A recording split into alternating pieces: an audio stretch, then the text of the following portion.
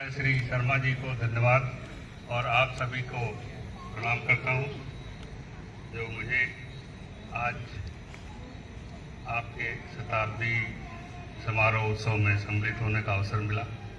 मैं अपने को भाग्यशाली मानता हूं। अभी मैं आने के बाद आपका जो गीत है वो सुन रहा था। उस गीत में ही सब कुछ निहित है। अलग से कुछ सोचने समझने कहने की जरूरत नहीं है। अगर हम उस गीत के दिए हुए शब्दों को अपने जीवन में उतारें तो मैं समझता हूं कि आपका स्वयं का विकास होगा तो परिवार का विकास होगा, परिवार का विकास होगा तो समाज का विकास होगा, समाज का विकास होगा तो साथ साथ जहां हम रह रहे हैं जिस देश का स्वर्णिम इतिहास रहा है उसका विकास होगा।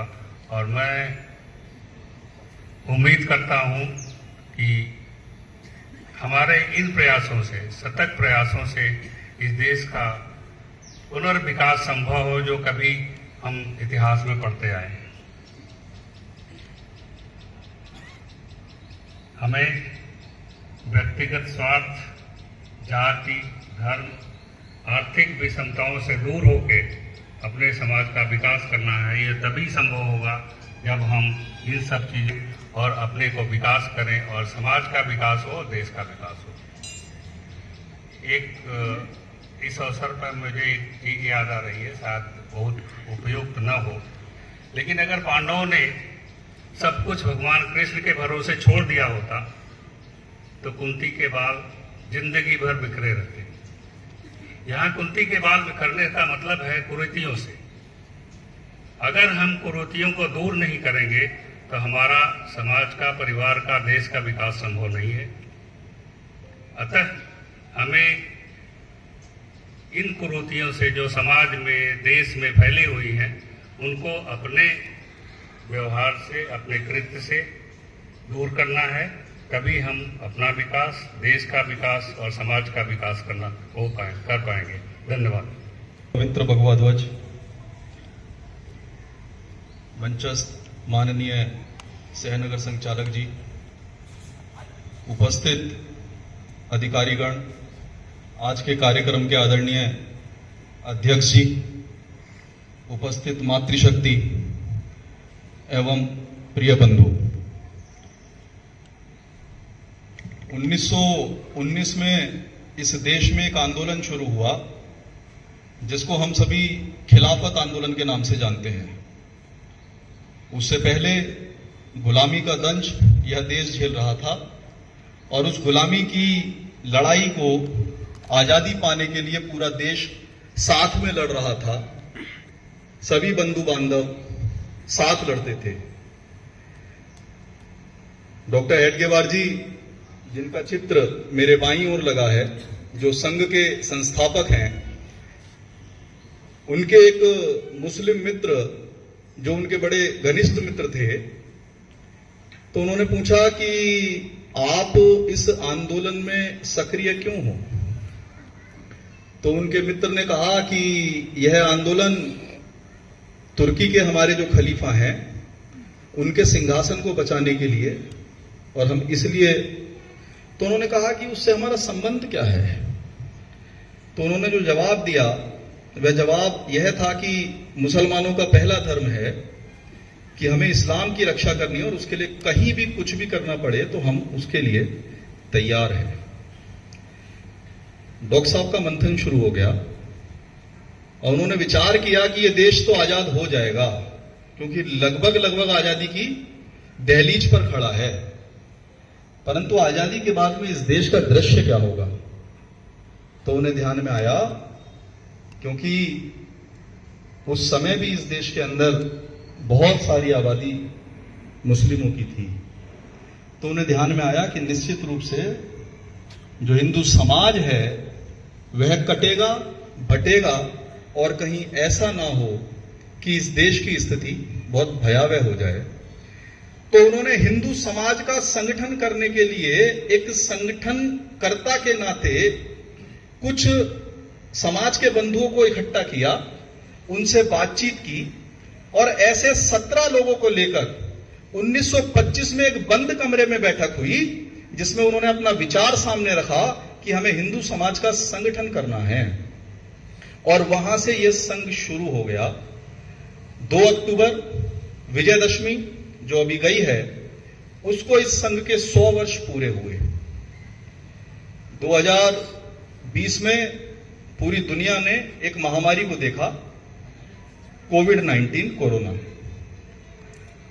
राष्ट्रीय स्वयंसेवक संघ के 5 लाख से अधिक स्वयंसेवक कार्यकर्ता, जहां चारों ओर लोग मर रहे थे उस महामारी से और त्राहिमाम हो रहा था, तो 5 लाख से अधिक ऐसे कार्यकर्ता अपने घर को सुरक्षित कर अपनी जान की परवाह किए बिना इस समाज को ठीक रखने का काम कर रहे थे। वह राष्ट्रीय स्वयंसेवक संघ था, जिसके लिए इस समाज की रक्षा के लिए रक्तदान स्वयंसेवकों ने किया, परिवारों तक भोजन पहुंचाया, परिवारों को मिलवाया उनके अपने उन लोगों से जो बाहर कहीं नौकरियां कर रहे थे, रेलवे की व्यवस्था देखी, गाड़ियों की व्यवस्था देखी। और ऐसा नहीं है कि यह पहली बार संघ ने किया, संघ 100 वर्षों से इस काम को करता आ रहा है। आजादी में संघ सक्रिय रूप से काम कर ही रहा था। जब 1947 में देश आजाद हुआ तो जो हिस्सा पाकिस्तान बन गया, वहां से हिंदुओं को भगा दिया गया, खदेड़ दिया गया, बहन बेटियों की आबरू को लूटा गया। और वहां से बहुत सारे हिंदुओं को जब भगाया और वो अपनी जान बचाकर भागे, तो लगभग 3000 कैंप राष्ट्रीय स्वयंसेवक संघ के कार्यकर्ताओं ने लगाए। और उन 3000 कैंपों में वहां से जो विस्थापित हिंदू थे उनको रखा, उनके भोजन की, उनकी छत की, उनकी स्वास्थ्य की, ऐसी सारी व्यवस्थाएं राष्ट्रीय स्वयंसेवक संघ ने देखी। चीन के साथ युद्ध हुआ तो सेना तक भोजन पहुंचाने का, दवाई पहुंचाने का काम हमने किया। पाकिस्तान के साथ जब युद्ध हुआ तब हमने दिल्ली का ट्रैफिक संभाला, तब हमने कश्मीर एयरपोर्ट पर जाकर बर्फ हटाई, ऐसा काम हमने किया। 100 वर्षों की इस गाथा और इस सफर में, इस यात्रा में जब जब देश पर कोई संकट आया, तब राष्ट्रीय स्वयंसेवक संघ के कार्यकर्ता अग्रिम पंक्ति में खड़े रहे। यह 100 वर्षों का इतिहास रहा है। समाज जीवन के जिस भी क्षेत्र में आवश्यकता थी, वहां संघ के स्वयंसेवक गए और उन्होंने वहां पर समाज को खड़ा किया, उस समस्या का निराकरण करने के लिए, उस समस्या से लड़ने के लिए। और निश्चित रूप से उस समस्या से हम लड़ पाए। जिस क्षेत्र में आवश्यकता थी उस क्षेत्र में हम गए। हमें महिलाओं का ऐसी आवश्यकता थी कि महिलाएं जो हैं संगठित हों, तो हमारी सेविका समिति बनी। हमें आवश्यकता थी क्रीड़ा के क्षेत्र में काम करने की, तो हम क्रीड़ा भारती बन गए। हमें आवश्यकता थी मजदूरों के लिए काम करने की, तो हम विश्व का सबसे बड़ा मजदूरों का संगठन बन गए, मजदूर संघ बन गए।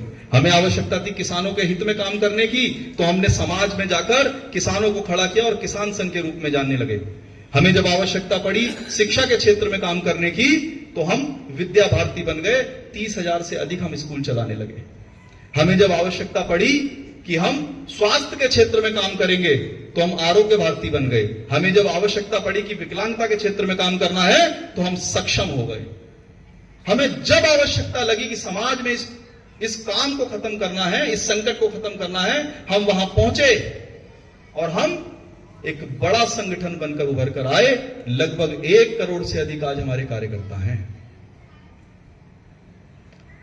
जिस क्षेत्र में आवश्यकता पड़ी, जब छात्रों पर संकट आया, तो हम सबसे बड़ा छात्र संगठन विद्यार्थी परिषद बन गए। और जब राजनीति के माध्यम से अपनी बात को कहना था, तो हम दुनिया का सबसे अधिक कार्यकर्ताओं का संगठन भारतीय जनता पार्टी बन गए। ये बने कैसे? क्योंकि डॉक्टर साहब ने 100 वर्ष पहले एक विचार दिया था। वह विचार था राष्ट्र निर्माण का विचार। राष्ट्र निर्माण कैसे होगा? जब व्यक्ति निर्माण होगा।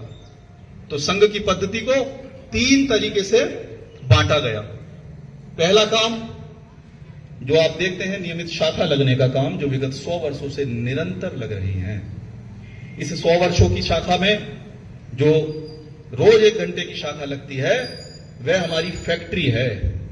वहां से हमारे कार्यकर्ताओं का निर्माण होता है और वह कार्यकर्ता दूसरी व्यवस्था के लिए तैयार होते हैं। वह दूसरी व्यवस्था है समाज परिवर्तन। गतिविधियों के माध्यम से हम समाज का परिवर्तन करते हैं। तो ऐसी 6 गतिविधियां हमारी देश में काम करती हैं, जिसमें सामाजिक समरसता, कुटुंब प्रबोधन, गौ संवर्धन, जल एवं पर्यावरण संरक्षण, धर्म जागरण और ग्राम विकास। सामाजिक सद्भाव भी इसमें एक गतिविधि थी, परंतु उसको अब गतिविधि से अलग करके एक संगठन के नाते वह काम कर रहा है। करने की बात आती है तो हम लगभग 70 राष्ट्रीय ख्याति प्राप्त अनुषांगिक संगठनों के रूप में काम करते हैं और 200 क्षेत्रीय ख्याति प्राप्त अनुषांगिक संगठनों के रूप में काम करते हैं।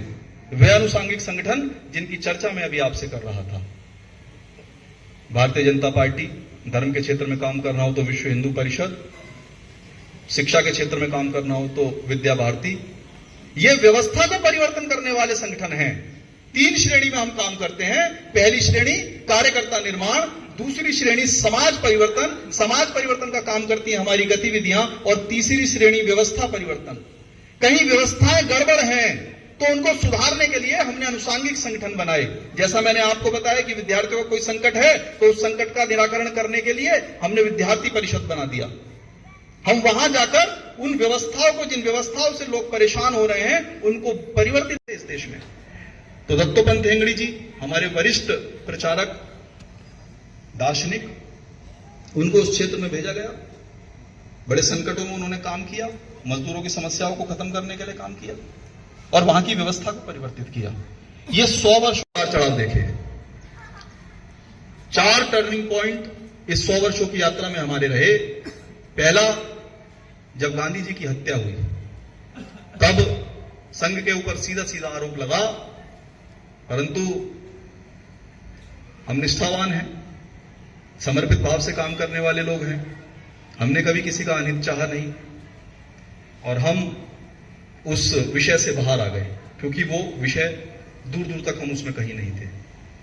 संघ को उस समय रौंदने का काम किया गया, परंतु संघ और मजबूती से उभर कर आया। दूसरा टर्निंग पॉइंट, प्रखर हो गए और ज्यादा जानने लगे लोग हमें। आपके ध्यान में वो विषय है, गोलियां चली, कार सेवकों के ऊपर बहुत कुछ हुआ, पर संघ और तेजी से निखर कर आया। पूजनीय सरसंघ चालक हैं डॉक्टर मोहन भागवत जी, उन्होंने 2013 में एक आह्वान किया कि पूर्ण मतदान होना चाहिए और उस पूर्ण मतदान के आह्वान के कारण 2014 और ये 2025, ये 11 वर्षों का भारत, ये 11 वर्षों का विशाल भारत आज पूरी दुनिया देख रही है।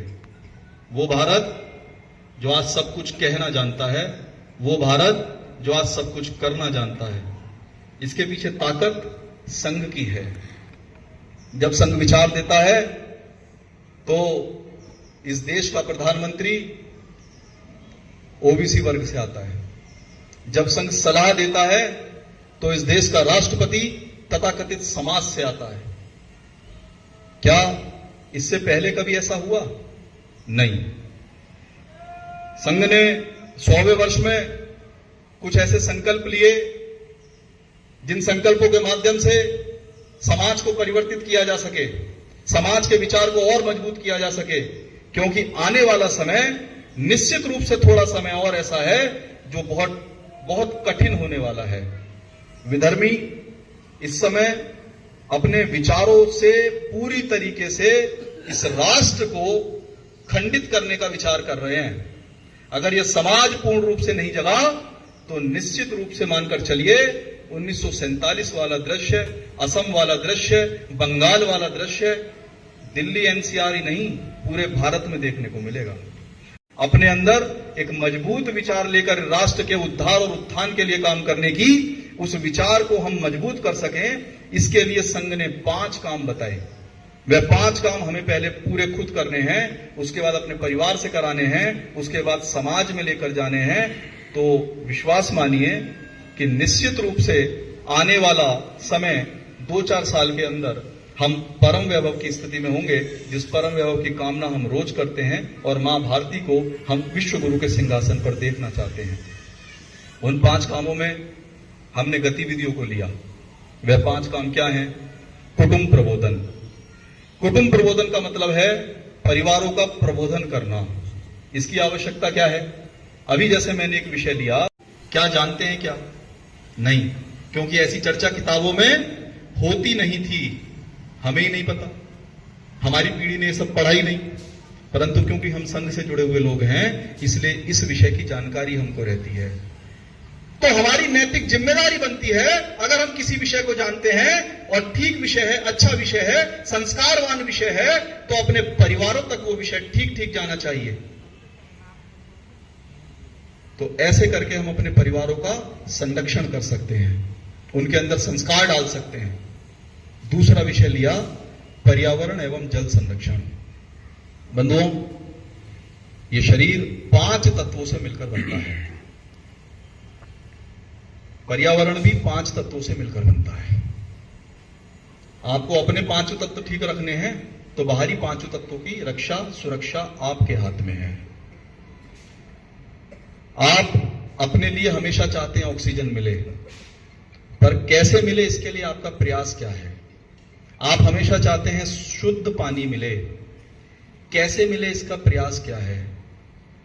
तो पर्यावरण को बचाने के लिए हमारा कूड़े का मैनेजमेंट कैसा है, पौधों के प्रति हमारा प्रेम कैसा है, जल की रक्षा सुरक्षा हम कैसे करते हैं, इन सब बातों की चिंता करेंगे तो इस शरीर को चलाने वाले जो 5 तत्व हैं, वह 5 तत्व आपके सहयोगी बनेंगे और आपको एक अच्छा स्वस्थ जीवन देंगे।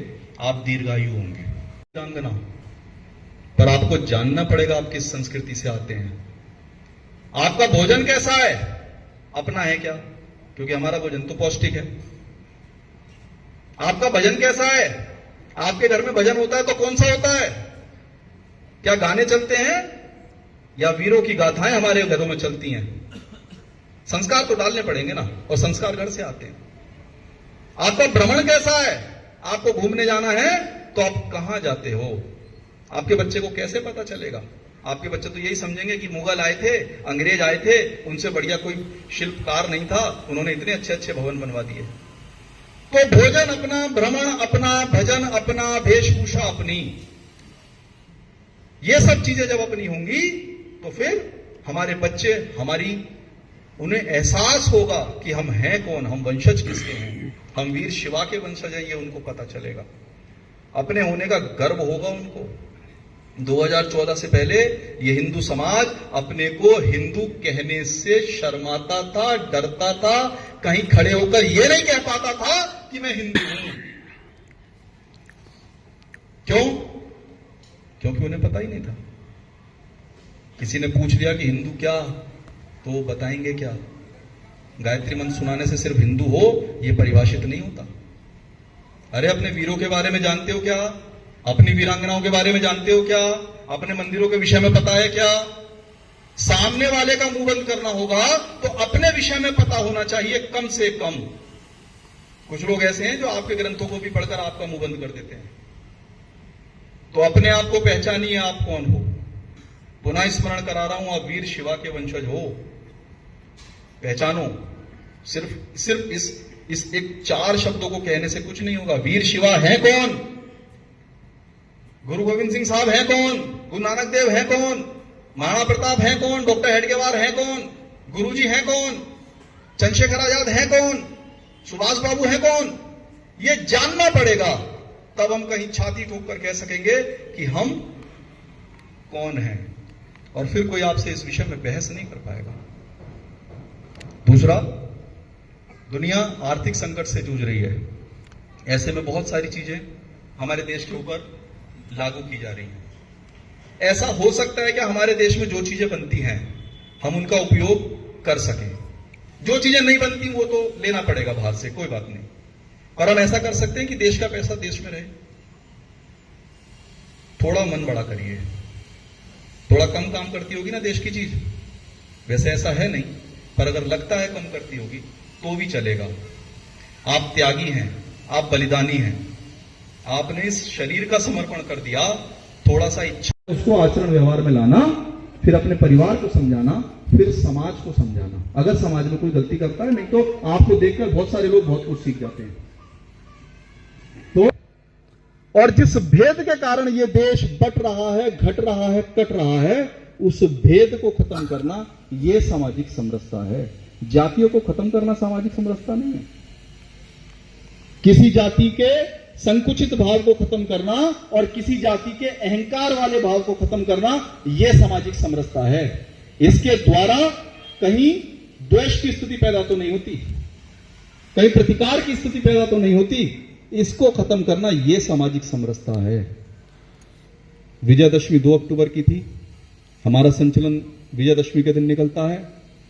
विजयदशमी यानी शैलपुत्री की आराधना से शुरू होकर सिद्धिदात्री की आराधना पर 9 दिनों की साधना के बाद खत्म होने वाला, उससे अगला विजय का पर्व, असत्य पर सत्य की विजय, अहंकार पर सौम्यता की विजय, चरित्रहीन पर चरित्र की विजय, उस विजय का उत्सव है। रावण पर राम की विजय का उत्सव है। कौन राम? जिसने समाज के उपेक्षित वर्ग को, वानर, वनों में रहने वाले नर, उसको अपनी ताकत बनाया। जिस राम ने निषाद राज को गले लगाया, जिस राम ने केवट को गले लगाया, जिस राम ने सबरी के झूठे बेरों को खाया। सिर्फ विजयदशमी मनाने से राम खुश नहीं होंगे बंधुओं। राम को खुश करना है तो राम का वो आचरण और व्यवहार वो आपके घरों में चित्र में नहीं दिखना चाहिए, आपके चरित्र में दिखना चाहिए। आपका व्यवहार ऐसा है क्या अपने बंधु बांधवों के प्रति? ये बड़ा विषय है। और समरसता कोई दया भाव नहीं है। और परम वैभव पर जाने की पूर्व शर्त है सामाजिक समरसता। देश का अंतिम व्यक्ति अगर राष्ट्र को परम वैभव पर ले जाने का अर्थ यह है कि देश का अंतिम व्यक्ति भी खुशहाल होना चाहिए, उपेक्षित नहीं होना चाहिए, वंचित नहीं होना चाहिए, दुखी नहीं होना चाहिए, किसी के आचरण व्यवहार से परेशान नहीं होना चाहिए। आप लोगों ने भी शक्ति की उपासना की है। उम्मीद करती है कि आप संघ के साथ जुड़िए। जो समाज के बंधु बैठे हैं, सहयोग करिए। इन 5 बिंदुओं के माध्यम से समाज परिवर्तन का तो निश्चित रूप से एक बड़ा विषय आपको देखने को मिलेगा। किसी भी आदर्श महापुरुष का जीवन देख लीजिए, किसी के जीवन में जातिगत भेदभाव था नहीं। ओम नमो नारायण का मंत्र देने वाले रामानुजाचार्य जी, उनके जीवन में 5 गुरु थे और 2 गुरु शूद्र थे। और उनके विषय में एक अच्छी बात कही जाती है कि जब वो सुबह गंगा स्नान करने जाते थे तो 2 ब्राह्मणों के कंधे पर हाथ रखकर जाते थे, और गंगा स्नान करके जब लौटते थे तो 2 शूद्रों के कंधे पर हाथ रखकर लौटते थे। जातियों का जो मैंने ये आपको बताई हैं दोनों, ये सिर्फ विषय बताने के लिए बताई है। किसी ने पूछा, महाराज ये क्या है? आप जाते हो ब्राह्मणों के कंधे पर हाथ रख के, लौटते हो शूद्रों के कंधे पर हाथ रख के गंगा स्नान करने के बाद। उन्होंने कहा यही तो खत्म करना है। जब शंकराचार्य जी यात्रा पर थे तो एक शूद्र उनके सामने आ गया, बोले हटो हटो हटो हटो हटो हटो, बचने लगे। उन्होंने उससे कहा हट, सामने से हट। बोले किसे हटा रहे हो? किसे हटा रहे हो? मुझे, इस शरीर को, या मेरे अंदर बैठे उस भगवान को? सारी चेतना शून्य हो गई। भगत सिंह ने कहा, जब उनसे कहा गया बेटा तुम्हारी कल फांसी है, बताओ अंतिम इच्छा। बोले बेवे के हाथ की 2 रोटी खानी है। बेवे मतलब जो उनकी, उस समय फ्लश वाला सिस्टम नहीं था ना बंधुओं। कैसे तू मुझे नरक में भेजेगा? देखिए समाज की क्या स्थिति थी, कितना विकृत था समाज। एक जाति वर्ग का बंधु ये कह रहा है कि तू मुझे नरक में भेजेगा मेरे हाथ की 2 रोटी खा के। बोले कोई फर्क नहीं पड़ता, अगर ऐसी रोटी खाने से नरक मिलता है तो वो नरक स्वर्ग से ज्यादा अच्छा है। जेलर ने कहा तू बेवे क्यों कहता है? तो उन्होंने कहा कि सरदार जो होते हैं पंजाबी भाषा में मां को बेवे कहते हैं। बोले मेरा मलमूत्र साफ करने वाले ये है, मेरी मां भी बचपन में करती थी इसलिए बेबे कहता हूं। ये चेतना चाहिए, ये संस्कार चाहिए। मेरे व्यवहार के कारण मेरा कोई बंधु ऐसा तो नहीं सोचता कि भेद ना इसका मिल सका, बहुत लगाई खोज, रोज शैंपू से नहाता, देवी जी के हाथ दूध से रोटी खाता, कहे काका कविराय प्रभु से चिल्ला चिल्ला, अगले जन्म में बनाना मुझे अल्सेशियन पिल्ला। ये मनुष्य की स्थिति इस देश में है। हम बदल सकते हैं क्या इसको? आज 100वें वर्ष में हम आए हैं तो पूरा समाज मन में यह प्रण लेकर जाए कि मेरे कारण मेरे समाज का कोई व्यक्ति उपेक्षित नहीं। कारण अब तो मल उठाने की परंपरा खत्म हो गई। अब तो कोई झाड़ू लगाने वाला बंधु आपसे पानी मांगता है तो आप अपने घरों में प्लास्टिक की बोतल नहीं ढूंढेंगे, आप उस गिलास में उसको पानी देंगे जिस गिलास में आप स्वयं पानी पीते हैं। गिलास दूषित नहीं हो सकता। अपनी आत्मा को शुद्ध करने की आवश्यकता है, क्योंकि हमारी आत्मा दूषित है। बंधुओं, ये 100वें वर्ष के 5 बड़े परिवर्तन ले लीजिए तो निश्चित रूप से आने वाला समय स्वर्णिम होने वाला है। और उम्मीद यही की जाती है कि अपेक्षा नहीं करता, शारीरिक और मानसिक सहयोग चाहिए। 1 घंटे का नियमित शारीरिक समय दे दीजिए और मानसिक 24 घंटे का समय दे दीजिए। जहां काम करें आपके आचरण से, आपके व्यवहार से लोग ये कहें यार ये संघी है, कहते हैं लोग ऐसा। यहां बैठे बहुत सारे कार्यकर्ता इस बात से जरूर उनके जीवन में 2-4 हुआ होगा कि भाई साहब संघ से हो क्या? आपके बोलने से पता चलता है, आपके चलने से पता चलता है, आपकी कार्य पद्धति से पता चलता है। तो जब इतनी बड़ी संस्कारशाला पूरे देश में ही नहीं अपितु दुनिया के 40 से अधिक देशों में काम कर रही है, तो आप इस यज्ञ में सम्मिलित क्यों नहीं होते बंधुओं?